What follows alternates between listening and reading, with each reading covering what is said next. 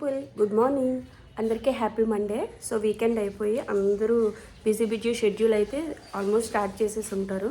So ఇప్పుడే గోపతి బాబు అయితే స్కూల్కి వెళ్ళాడనమాట. అండ్ చిన్నోడిని కూడా ఇవాళ పడుకోబెట్టేశాను.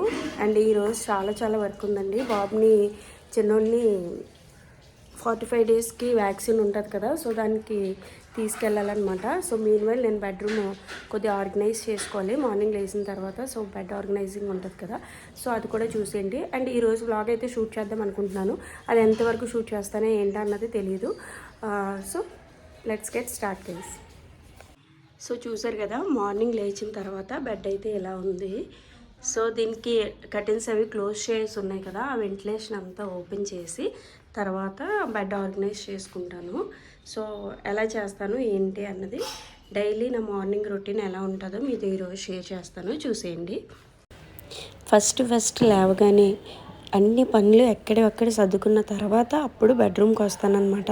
సో ఎందుకంటే బిఫోర్ పిల్లలు కానీ మా వారు కానీ లేవరు కాబట్టి it takes some time. So first carriage pack చేసి మా బాబుని స్కూల్కి పంపించేసిన తర్వాత వచ్చి నేను బెడ్ అనేది ఆర్గనైజ్ చేస్తాను. సో ఎప్పుడు ముందు బెడ్రూమ్కి రూమ్లో ఉన్న బెడ్ ఎప్పుడైతే ఆర్గనైజ్ చేసామో ఆటోమేటిక్గా బెడ్రూమ్కి ఒక దాన్ని ఏమంటారు అంత ఆర్గనైజ్డ్గా ఉన్న ఫీలింగ్ వచ్చేస్తుంది అనమాట. సో ఎప్పుడు ఎక్కడే ఉంచుకుంటూ ఉంటాను. బేసికల్గా దానివల్ల వెళ్ళేప్పుడు అంత చెత్తగా అనిపించదు. కానీ కిడ్స్ ఉన్న వాళ్ళకి షూర్గా మనం ఎక్కడ తీసినవి అక్కడ ఉండవు, ఎక్కడ పెట్టినవి అక్కడ పెట్టరు. కిడ్స్ ఉన్న వాళ్ళకి థింగ్స్ అన్నీ క్లమ్జీగా ఉండడమే అందం కాబట్టి సో దాన్ని ఎక్కువ మైండ్కి తీసేసుకోకుండా వాళ్ళు ఆ ఫేస్ ఏదైతే వాళ్ళు ట్రావెల్ చేస్తున్నారో దాన్ని హ్యాపీగా ఎంజాయ్ చేద్దాం మనము వాళ్ళు కూడా. సో తర్వాత వాళ్ళు కొద్ది ఏజ్ మారిన తర్వాత ఆ చైల్డిష్ బిహేవియర్ కానీ ఆ మిస్చీవియస్ ఏజ్ కానీ మళ్ళీ కంబ్యాక్ అవ్వదు కాబట్టి సో దాన్ని మనం ఎంజాయ్ చేస్తూ లైఫ్ ఎలా తీసుకువెళ్తే అలా వెళ్ళిపోదాము. సో ఇలాగే ఉండాలి అని చెప్పేసి మనం లైఫ్లో అనుకుంటే అది ఎలా ఉండదో ఇల్లు కూడా అంతే. కిడ్స్ వచ్చిన తర్వాత ఇంత నీట్గా ఉండాలి, అంత ఆర్గనైజ్డ్గా ఉండాలంటే బిలీవ్ ఇన్ మీ అది అస్సలు సాగదనమాట. బేసికల్గా నేను థింగ్స్ ఎక్కడ తీసినా అక్కడే పెట్టాలి, ఎప్పుడు అప్పుడే ఆర్గనైజ్ చేసేసుకోవాలి అన్న మైండ్ సెట్ అనమాట. కానీ కిడ్స్ వచ్చిన తర్వాత అలా ఏం జరగట్లేదు. ఒక్కడితోటి అలా ఉంటే ఇంకిద్దరితో ఎలా ఉంటుందో అసలు ఇమాజిన్ చేసుకోవడానికి కూడా ఊహల్లో లేవన్నమాట. సో చేసేది ఏమీ లేదు, నాకు నేను కూడా సర్ది చెప్పుకుంటున్నాను. వాళ్ళని హ్యాపీగా ఉంచుతూ వాళ్ళు ఎలా వెళ్తే వాళ్ళతో పాటు ఫాలో అయిపోవాలని చెప్పేసి. అండ్ ఇక్కడైతే బెడ్ నీట్గా ఆర్గనైజ్ చేశానమాట. సో ఇలా సెల్ఫ్స్కి నేను కర్టెన్స్ ఇచ్చేసుకున్నాను. దానివల్ల సెల్ఫ్స్ అనేవి నీట్గా ఆర్గనైజ్ చేసే ఉంటాయి. ఇఫ్ నాట్ ఆల్సో అది అంత క్లమ్జీగా కనిపించదు. ఎందుకంటే నేను ఎంత నీట్గా బట్టలు బయటికి తీసి పెట్టడం చేసినా మా వారు పిల్లలు అలా ఉండరు కాబట్టి. సో కర్టెన్స్ వేసుకుంటే మస్కిటోస్ కూడా ఎక్కువ బయటికి రాకుండా అది ఉంటాయి. ఇన్ కేస్ అలా ఉన్నా సరే నైట్ పడుకునే ముందు ఒకసారి బ్యాట్తో సెల్ఫ్స్ మొత్తం బ్యాటింగ్ చేసేస్తే ఆ మస్కిటోస్ అన్నీ ఎక్కడికక్కడ మాయమైపోతాయి. సో నెక్స్ట్ వచ్చేసి బాబుకి స్కూల్కి పంపిస్తుండగానే ఒక సైడు టమాటా కొత్తిమీర పచ్చడికి ప్రిపేర్ చేసుకున్నాను అనమాట టిఫిన్కి.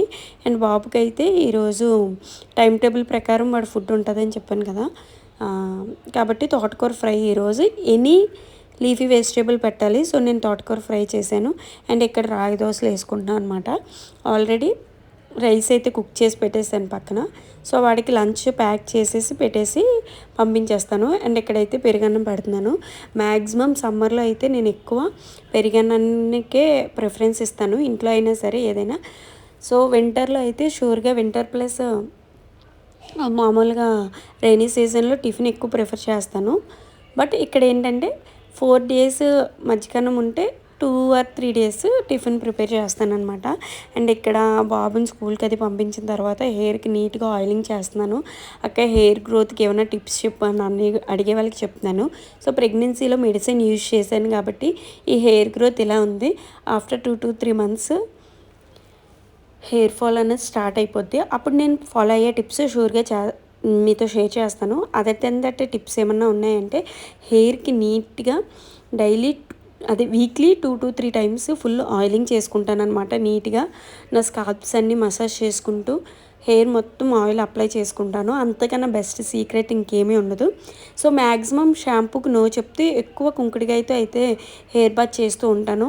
అది అవైలబుల్గా లేకపోయినా లేదా సమ్వాట్ ఎక్కడికైనా ఫాస్ట్గా వెళ్ళి రావాలన్నా క్విక్ దాన్ని ఏమంటారు పనులు ఏమన్నా ఉంటాయి కదా, అలాంటి టైంలో అయితే షాంపూతో హెయిర్ బాత్ చేసేస్తానమాట. అండ్ ఇక్కడ ఈరోజు బాబుకి వ్యాక్సిన్ డే. నాకు తెలుసు ఫస్ట్ గోపతితో చాలా చాలా నేను సఫర్ అయిపోయాను. ఆడి 45 డేస్కి వ్యాక్సిన్కి నాకు చాలా ఎమోషనల్ అయిపోయి ఏడుపు వచ్చేసింది అనమాట.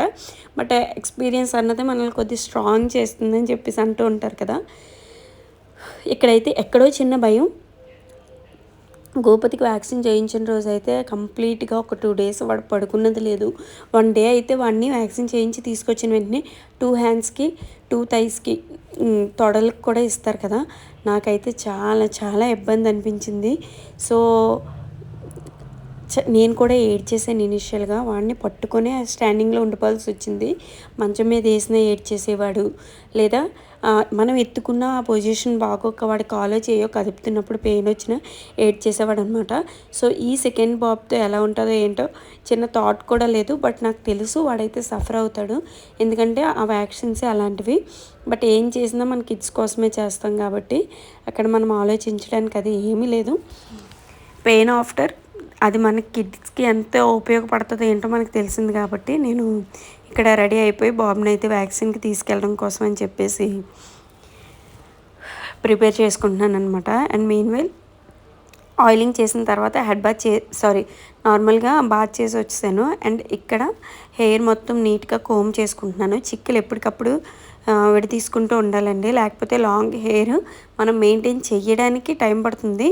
నాకు మినిమం ఇలా ఉండడం వల్లే ఇబ్బందిగా అనిపిస్తుంది. సో మరీ ఎక్కువ లాంగ్ హెయిర్స్ చూసి నిజంగా వాళ్ళకి హ్యాట్స్ ఆఫ్ చెప్పాలనిపిస్తుంది, ఎలా మెయింటైన్ చేస్తారో ఏంటో. అండ్ అప్కమింగ్ వీడియోస్లో కూడా హెయిర్ కట్ వ్లాగ్ కూడా చూపిస్తాను, ఎందుకంటే హెయిర్ కూడా కట్ చేసేస్తాను.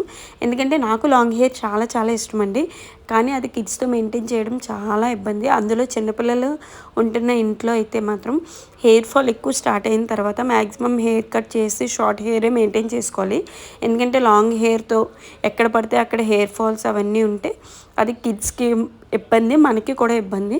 అండ్ ఫ్యాక్ట్ ఏంటంటే అలా హెయిర్ ఫాల్ ఎక్కువ ఉన్నప్పుడు మనం కుక్ చేసేటప్పుడు లేదంటే మనం ఏ పని చేసినా మనకు తెలియకుండా మన బెడ్ మీద అలా హెయిర్ ఫాల్ ఉంటూనే ఉంటుంది. సో అన్నిటిని పక్కన పెట్టడానికి హెయిర్ కట్ అన్నది షూర్గా చేయించాలి. ప్రెసెంట్ అయితే బై గాడ్ గ్రేస్ ఎలాంటి హెయిర్ ఫాల్ లేదు. So hair fall once start అయిన తర్వాత హెయిర్ కట్ అయితే చేసేస్తాను అనమాట.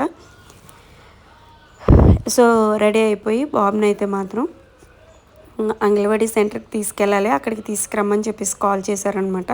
అండ్ అక్కడికి తీసుకెళ్ళిన తర్వాత వ్యాక్సిన్ చేశాక బాబు ఎలా ఉన్నాడో ఏంటో అవన్నీ కూడా మీకు అప్డేట్స్ ఈ వీడియో ద్వారా ఇస్తానన్నమాట. అండ్ సమ్మర్ అయితే స్టార్ట్ అయిపోయిందండి, అండ్ చాలా చాలా ఎక్కువ అయిపోతున్నాయి. అండ్ వన్స్ శివరాత్రి కూడా అయిపోతే ఇంకా కంప్లీట్గా ఎండలు ఇంకా ఎక్కువ ఉంటాయి. స్టార్టింగ్లో ఎలా ఉంటుంది అంటే అండ్ ఏప్రిల్ మేకి వచ్చేసరికి అసలు ఎండలు పీక్స్లో ఉంటాయని చెప్పేసి అనిపించింది. అండ్ ఇక్కడైతే రెడీ అయిపోయిన తర్వాత కొద్దిగా టిఫిన్ చేసి అప్పుడు బాబుని తీసుకొని అయితే స్టార్ట్ అవ్వాలి. అండ్ ఇక్కడ ఆవిడ ఇంకోసారి కాల్ చేస్తానని చెప్పేసి అన్నారు. టైం 10 దాటాకి తీసుకువెళ్తే బాగుంటుందని చెప్పేసి వెయిట్ చేస్తున్నాను రెడీ అయిపోయి. అండ్ బాబుని అయితే రెడీ చేశానండి. ఆల్మోస్ట్ వాడి స్నానం అవన్నీ కూడా అయిపోయాయి.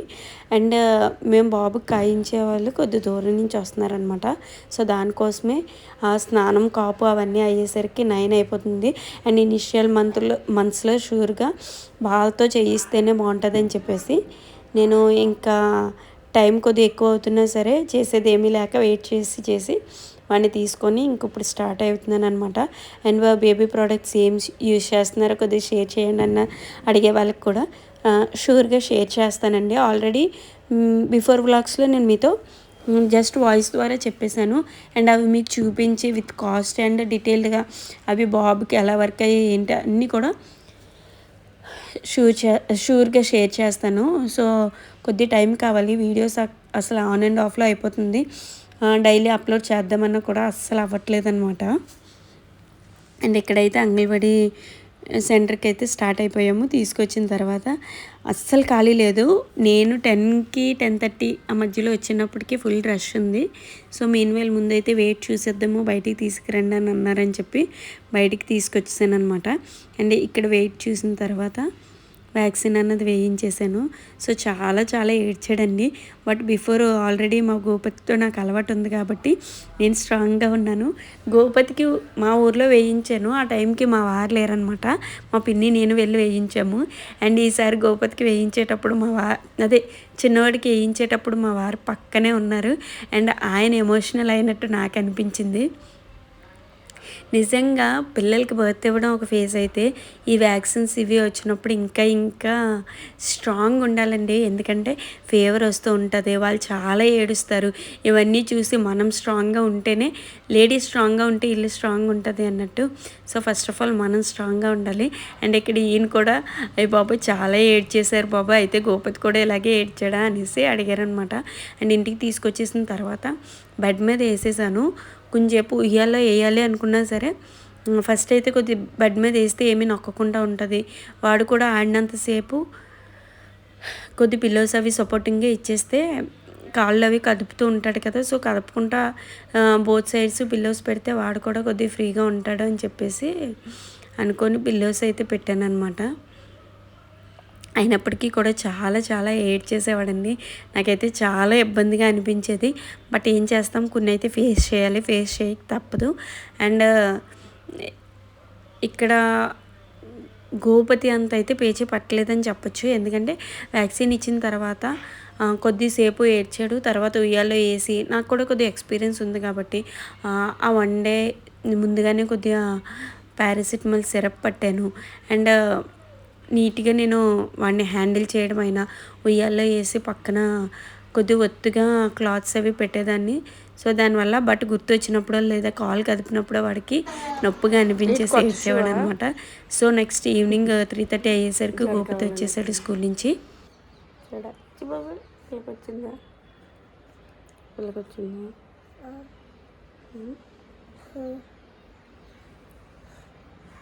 తమ్ముడిని హాస్పిటల్కి నేను నాన్న తీసుకెళ్ళాం. అప్పుడు కాల్ మీద 2 కాళ్ళ మీద చేతికి చేశారు ఇంజెక్షన్. కాబట్టి నువ్వు డిస్టర్బ్ చేయకూడదు కదా. చేయొచ్చా? చేస్తావు మరి?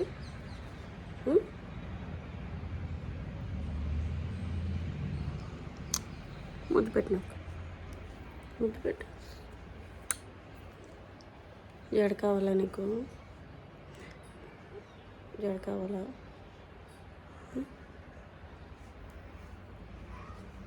స్కూల్లో ఏం చెప్పారు? ఏం చెప్పలేదా?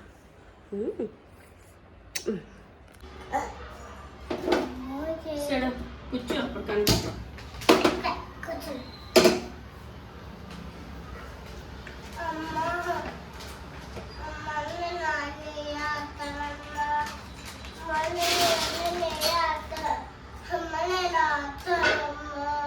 మొన్న చేసాం కదా ఇంట్లో నెయ్యి, అదే ఇది ఎక్కువ పడిపోయింది. ఇప్పుడు ఏంటి కావాలి నీకు? అవి ఇవేంటి చెప్పు, నేను చెప్తే ఇస్తాను. సో ఇవి కొండల తరువు మా వాడికి పూల్ మకాన ఇంట్లో చూస్తే 24/7 ఇవే యాప్ మనీ బుర్ర పోటు అండి బాబు, బుర్ర పోటు కదా.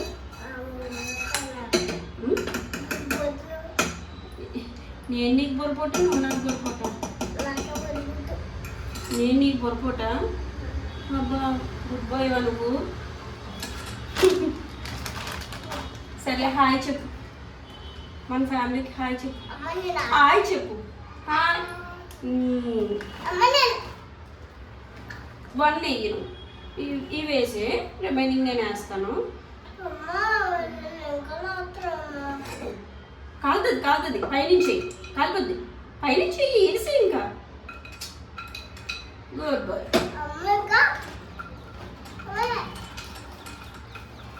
చాలు నాన్న.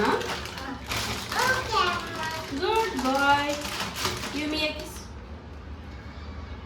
తూర్పాడు పాప నువ్వు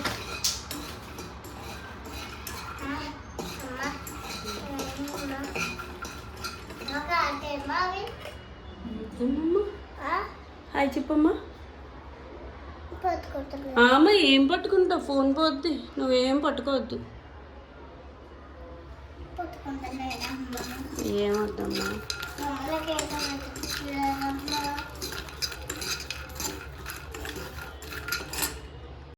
అండ్ చూసారు కదా, కనిపించినంత స్వీట్ అండ్ సాఫ్ట్గా అయితే మా వాడు ఉండడు, బేవసం ఉంటుంది.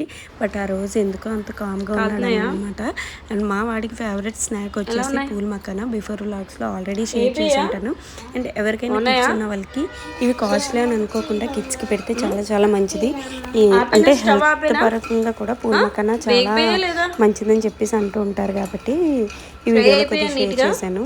అండ్ స్కూల్కి వెళ్ళిన తర్వాత రిటర్న్ వచ్చిన తర్వాత ఆల్రెడీ ఫీవర్ బాబుకి ఫీవర్ వచ్చింది చిన్నోడికి. సో ఇంజెక్షన్స్ అవి చేశారు కదా, వాడిని డిస్టర్బ్ చేసేస్తున్నాడు, పిల్లోస్ లాగేస్తున్నాడు. అందుకని చెప్తే అంత బాగా సరేనమ్మా సరేనమ్మా అన్నాడు కదా. అన్నంత సాఫ్ట్ అండ్ కూల్గా అయితే డే లేదండి. తర్వాత పూల్ మకానే తినేసాక స్టార్ట్ చేశాడు వాళ్ళ తమ్ముడిని లాగడం, పీకడం, ఏది వద్దంటే అది చేస్తాడు. బేసికల్గా మగపిల్లలు అంటేనే అలా ఉంటారేమో, అలా కాకుండా లేదండి నాకు అబ్బాయిలే కానీ చాలా సైలెంట్గా ఉంటారు అన్న పేరెంట్స్ ఎవరైనా ఉంటే జస్ట్ ఫర్ నోయింగ్ అనమాట, తెలుసుకోవాలని ఉంది ఆ క్యూరియాసిటీ. కింద కామెంట్ సెక్షన్లో షూర్గా కామెంట్ చేయడం అస్సలు మర్చిపోద్దు. అంటే ఇక్కడైతే ఆ రోజు రథసప్తమి, సో ఆ నెక్స్ట్ డే కంటిన్యూషన్ లాగా అనమాట ఇది. దేవుడికి దండం పెట్టుకుంటున్నాను. బిఫోర్ ఇయర్ అయితే నీట్గా రథసప్తమికి అన్నీ చేసుకోవడం అయ్యింది. నేనే సూర్యనారాయణమూర్తికి గోపతి పేరు అనమాట. సో దానికోసం అని చెప్పేసి సూర్యనారాయణమూర్తి పేరే గోపతికి పెట్టాము. సో ఖచ్చితంగా రథసప్తమి అయితే నేను చేసుకుంటాను. ఈ ఇయర్ పిన్ని వాళ్ళు చేశారు, నేను దండం పెట్టుకున్నాను. ఎందుకంటే చిన్నోడు కదా బాబు, తనతో అంత అంటే చేయాలన్నా ఫుల్ ఫ్లెడ్జెడ్గా చేయలేనని చెప్పేసి వాళ్ళే చేయమని చెప్పి దీపం పెట్టమంటే నీట్గా పరవన్నం అది పెట్టి ప్రసాదం అది చేసి దీపం పెడితే నేను దండం పెట్టుకున్నాను అనమాట.